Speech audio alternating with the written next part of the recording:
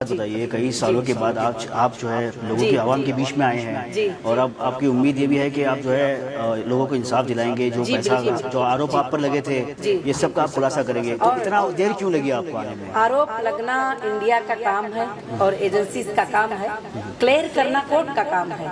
अभी तक आरोप लगे ही, क्लियर नहीं हुआ है। जब क्लियर होगा तो तुम सब एक दिन फिर वापस आना, मैं जवाब दूंगी तुमको। सियासतें बदल सकते ही, कॉन्स्टिट्यूशन नहीं बदल सकता।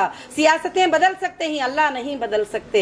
सियासतें बदल सकते ही, इंसाफ नहीं बदल सकती। इंसाफ तो जरूर जीत के रहेगी। मैं मेरे आवाम से यही गुजारिश करती हूँ बस, क्योंकि मैंने आरोप नहीं किया है। आरोप करती तो 1 घंटे में भाग जाती, 1 दिन में भाग जाती, 2 दिन में भाग जाती।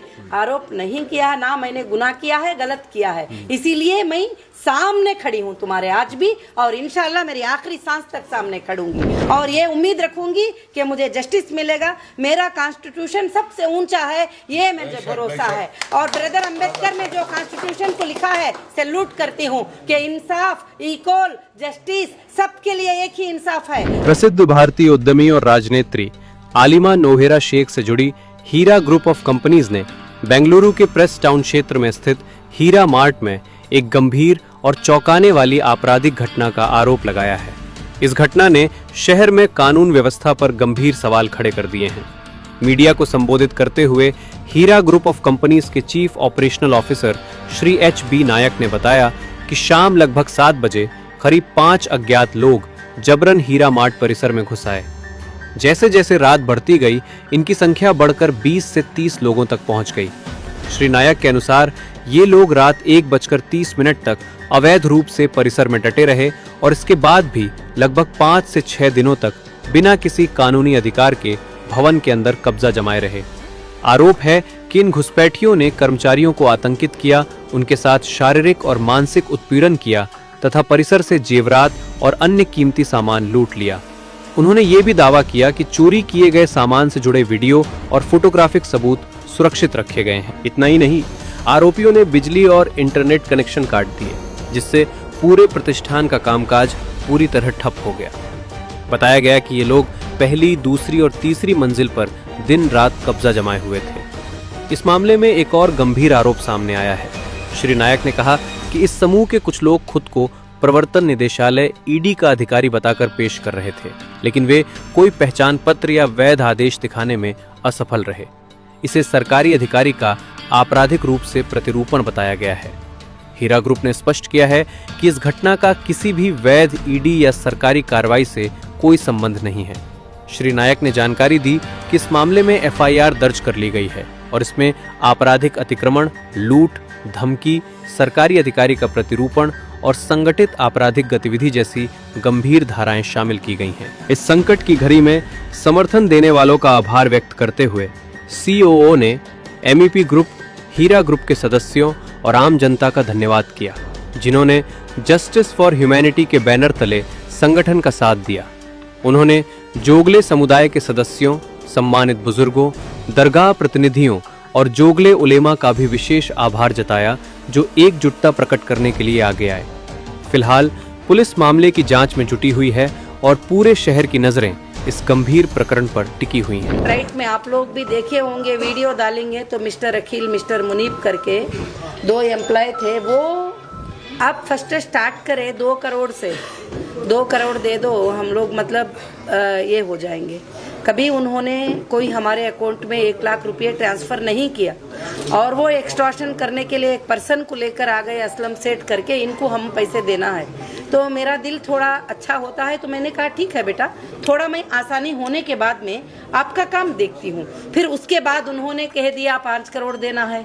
फिर उसके बाद उन्होंने तेलंगाना में आके 8 करोड़ का FIR दर्ज करा दिया। फिर उसके बाद उन्होंने शिवमोग्गा में सेम फिगर का FIR दर्ज करा दिया। तो कोर्ट देखेगी ना, जब तेलंगाना में दर्ज करा दिया, शिवमोग्गा में दर्ज करा दिया, फिर यहाँ आके सो जाते हैं 20 लोगों को लेके कि ये देना है, तो फिर देने लेने का मामला कोर्ट जिस दिन फाइनल करेगी, हम बैक नहीं है, हम तुम्हारे सामने हैं, हमारा कुछ नहीं है। कोर्ट देखेगी, कोर्ट देगी, अगर देना है तो कोर्ट में देना पड़ेगा, अगर देन लेन तो कुछ भी नहीं है और एक भी पैसे का प्रूफ नहीं है। ये सिर्फ एक्सटॉर्शन है और ये जो गुंडागिरी करी है, इसलिए मुझे आना पड़ा यहाँ पर आप सबके सामने बोलने के लिए, ताकि वो गुंडे कौन ही निकालिए और चेक करिए। मैडम एक बात बताइए, इन लोगों के ऊपर जिस पर आरोप लगा है, जो तेलंगाना में हो या शिमोगा में हो या बेंगलुरु में किया है, क्या इनके आपके हिसाब से कोई बैकअप है या कोई मास्टरमाइंड इनके पीछे है?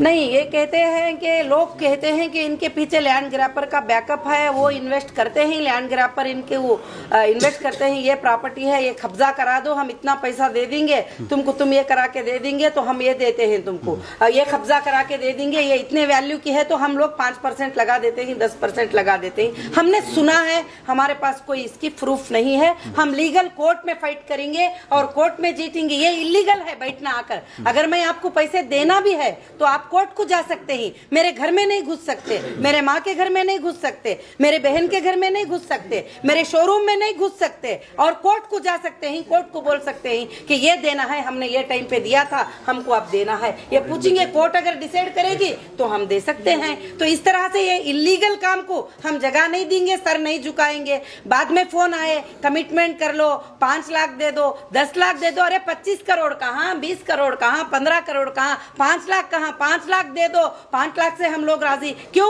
कि अब हमारे ऊपर ये सारे चीजों पे लीगल फाइट होगी, लीगल हाथ बहुत लंबा है, पहुंचेगा। इन्होंने पीठ के पीछे से बहुत सारे काम किए कि हमको तबाह करते जाएंगे तो ये प्रॉपर्टियां मिलेंगे, मगर वो मिलने वाले नहीं है, क्योंकि अर्श वाला एक है ना, तुम्हारे मेरे से, ये सल्तनतों से, ये रियासतों से सबसे बड़ी ताकत ऊपर की है। वो ताकत देख रही है ना, वो गुने को जगह नहीं देती। ये मैं कहते हुए अपनी बात को खत्म करती हूँ। एक बात बताइए, कई सालों के बाद आप जो है लोगों की आवाम के बीच में आए हैं और अब आपकी उम्मीद ये भी है कि आप जो है लोगों को इंसाफ दिलाएंगे, जो पैसा, जो आरोप आप पर लगे थे, ये सब का आप खुलासा करेंगे। तो इतना देर क्यों लगी आपको आने में? आरोप लगना इंडिया का काम है और एजेंसीज का काम है, क्लियर करना कोर्ट का काम है।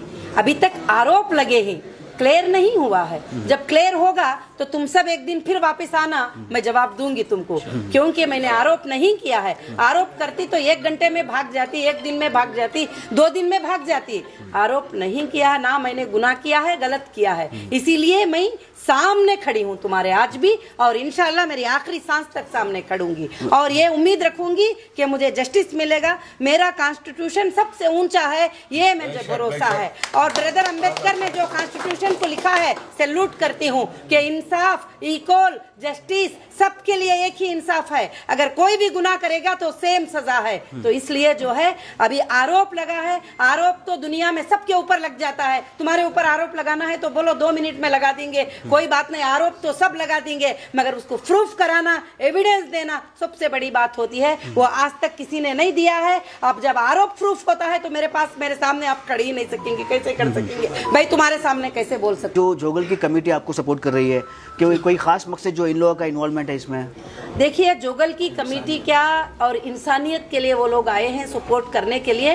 और जोगल की कमेटी की पहले मैं भी सपोर्ट की हूँ, और हम लोग पूरे कर्नाटका के 30 स्टेट को सपोर्ट किए ही। और 30 स्टेट के कमेटी को पता चल जाता तो आप लोगों को खड़ने जगह यहाँ नहीं मिलती, कोई एक बहुत बड़ा मैदान बात करके उस दिन आएंगे, 30 स्टेट के कमेटी आएंगे इधर। आप सिर्फ जोगल के लोग खामोशी से आए हैं, जब ये जोगल के लोग आए हैं। मैडम एक आखिरी सवाल है, जितनी भी आवाम आपको देख रही है, तमाम के दिलों में जो है एक नफरत से खौफ सा पैदा हो चुका था, क्योंकि जो हादिसा पेश आया था, अब आप खुलकर सामने आई हैं, तो आवाम से क्या कहना चाहोगे? मैं आवाम से यही कहना चाहती हूँ कि मैं मेरी मौत तक, आखिरी सांस तक मैं तुम्हारे साथ हूँ। और मुझे सुप्रीम कोर्ट से 2 वीक्स का टाइम मिला था कि तुम सरेंडर हो जाओ, जब भी मैंने बैक नहीं हुई। मुझे 3 साल ये करे, मैं जब भी बैक नहीं हुई। आज भी मैं बैक नहीं हूँ, क्योंकि मैं गुनाह करती तो मैं बैक होती। मैं तुम्हारे सामने हूँ, तुम्हारे लिए जस्टिस को फाइट करती हूँ। मैं क्यों तुमसे बैक होंगी? मैं तुम्हारे सामने आऊंगी। मैं आवाम से यही गुजारिश करती हूँ कि आप अच्छी उम्मीद रखिए और सब्र रखिए, इंडियन कॉन्स्टिट्यूशन पे भरोसा रखिए कि जरूर हमें इंसाफ मिलेगी, एक दिन जरूर मिलेगी। सियासतें बदल सकते हैं, कॉन्स्टिट्यूशन नहीं बदल सकता। सियासतें बदल सकते हैं, अल्लाह नहीं बदल सकते। सियासतें बदल सकते हैं, इंसाफ नहीं बदल सकती। इंसाफ तो जरूर जीत के रहेगी। मैं मेरे आवाम से यही गुजारिश करती हूँ बस। तरह की जो है टारगेट कर कर इनको दबाने की कोशिश की गई? अभी बहुत जल्द एक बड़ी एजेंसी इसको इन्वेस्टिगेट करने वाली है, हमें उम्मीद है। अभी हम सुप्रीम कोर्ट पे यकीन रखते हैं, अभी लास्ट स्टेज पे देखते हैं क्या होता है। उसके बाद एक बड़ी एजेंसी है उसको डेफिनेटली इन्वेस्टिगेट करेगी। लेकिन आपको एक सिंपल सा मैं सेंटेंस बता देता हूँ, जो भी व्यक्ति इस तरीके के स्कैंडल या फ्रॉड करने की बात करता है तो वो 1998 से लेकर के 2018 तक उसको इनफ टाइम था। इन्वेस्टर्स को ज्यादा प्रॉफिट देना होता था, बैंक को कम देना। इनकी प्रॉपर्टी ट्रांसपेरेंट मैनर में आज क्लियर है। ये चाहती तो हजारों करोड़ का लोन लेके जा सकती थी, कहीं भी कोई रोकने वाला नहीं था। क्योंकि ये बदमाशी जो है वो 2012 से मुझे जहां तक दिख रहा है, जो किताबों में बताया जा रहा है, प्रैक्टिकल दिख रहा है, 18 तक चली और उस 6 साल का इनफ टाइम था। चाहते तो बहुत कुछ ये इकट्ठा करके समेट के जा सकते थे, लेकिन चूंकि दीन इस्लाम को प्रेफर करती है, आप आलिमा हैं और माशाल्लाह जहां तक मैं देख रहा हूं सिर्फ सब्र के अलावा कुछ भी नहीं, इसमें कुछ भी नहीं है। 2 लोग आपस में कारोबार कर रहे थे गरीब, और ये इनको लीड कर रही थी। और जहां तक मैंने देखा है इसमें स्कैंडल और स्कैम कहां है? आपके पास प्रॉपर्टियां हैं सामने, आपका लेने देने का मामला है तो बैंक से तो 100 रुपए भी नहीं लिया। स्कैम करने वाले, स्कैंडल करने वाले बैंक से क्यों नहीं लेंगे? और फिर यही है ये दोबारा मैंने पासपोर्ट दिलाया था, मैं खुद इस बात का शाहिद हूँ। 1.5 साल पहले पासपोर्ट दिलाया था। मैडम चाहती तो उसको रिन्यू करके बाहर जा सकती थी, बोला नहीं मेरे लोगों को छोड़ के मैं नहीं जाती। मैंने कहा मैडम एक बार जाना चाहो, यहाँ पे हिंदुस्तान में, हिंदुस्तान के बाहर माशाल्लाह बहुत कुछ है। जितनी देनदारियां हैं मेरे ख्याल से वो 10% भी नहीं है, और 100 रुपया इनके पास आज भी है। तो सब लोगों को जो भी बिजनेस कर रहे थे सालों साल से, उनको यकीन रखना चाहिए। क्योंकि आपको ये याद रखना चाहिए, इन्वेस्टर भाइयों को भी, आपने एक कॉन्ट्रैक्ट भी साइन किया था जिसमें साफ साफ लेने और देने का मामला है। वो आज तक मैडम ने कहीं किसी को प्रेजेंट नहीं किया। जो जो FIRs में गए हैं, आप उनको जवाब भी देना आगे चल के। डेफिनेटली उन चीज़ों में नॉर्मल सा एक फंडा है, आप लेने और देने के मामला है ये सुप्रीम कोर्ट के अलावा, सुप्रीम कोर्ट ने भी बताया 2020 में एम्बार्गो करके SFIO ने एफिडेविट सबमिट किए, उनको लॉन्ग टाइम इन्वेस्टिगेशन हुआ है। जस्टिस श्रीदेवी मैडम जो हैं हाई कोर्ट तेलंगाना, उन्होंने भी एक बड़ा बेहतरीन ऑर्डर दिया था, तो हाई कोर्ट तेलंगाना ने भी दिया हुआ है। अब एक नागपुर बेंच का भी आया, लेकिन सुप्रीम कोर्ट हमारी सबसे सर्वोच्च है, माननीय, और एक सेंट्रल एजेंसी इसको ट्रांसपेरेंट मैनर में इन्वेस्टिगेट कर रही है। हम इंतजार करेंगे एक बार उसका, देखते हैं, उसके बाद ही आगे बता पाएंगे। लेकिन ये है कि देनदारी और लेनदारी का मामला है जिसमें कहीं भी कोई ऐसा नहीं है कि वो पैसा वहां गायब हो गया, वो सामने है, ब्लॉक है, बस वो प्रॉपर्टियों में ब्लॉक है, अकाउंट में ब्लॉक है, इसके अलावा और कुछ भी नहीं है। मतलब खुलासा होगा बहुत जल्द? बहुत जल्द खुलासा होगा, और मैडम ने सारी चीजें ट्रांसपेरेंट मैनर में आपके सामने रखी हुई है। देखो, okay, Your question was so many allegations against you. Yes. And this Pulikeshi Nagar DCP also, your company के नाम पे इतना complaint है madam, none of your business. I told the matter. that is a separate It is a company issue. Here somebody has come and gundas and entered, they are looting it. And you are talking other cases. That's what I told her there. Because they have delayed the investigation, because they have measured, they have delayed, this much of things has happened. 28th को arrest किया हम लोग, 20th को enter हुआ, 28th को arrest किया.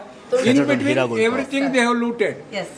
For whatever they have looted, when we check our account, entry करेंगे sir पूरा. yes, we will submit to the press. Karnataka